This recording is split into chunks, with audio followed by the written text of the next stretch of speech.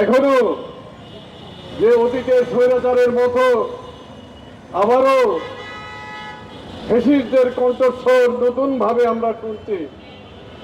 হুমকি ধমকি, বিভিন্ন দলকে নিষিদ্ধ করে দেওয়ার জন্য হুমকি, যেমন আমাদের দলকেও নিষিদ্ধ করার একটা পায়তারা আমরা হাইকোর্টে রিটের মাধ্যমে দেখেছি।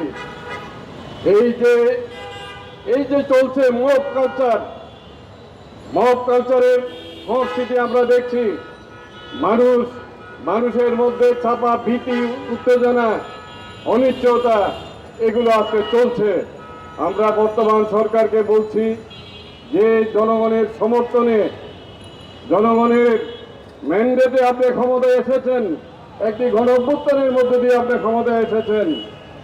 আইনের শাসন প্রতিষ্ঠা করা আপনার প্রাথমিক দায়িত্ব, দ্রব্যমূল্য নিয়ন্ত্রণ করা আপনার প্রাথমিক দায়িত্ব। এই দায়িত্বগুলো আপনার প্রাথমিক দায়িত্ব। এই দায়িত্বগুলো আপনি পালন করুন। কোনো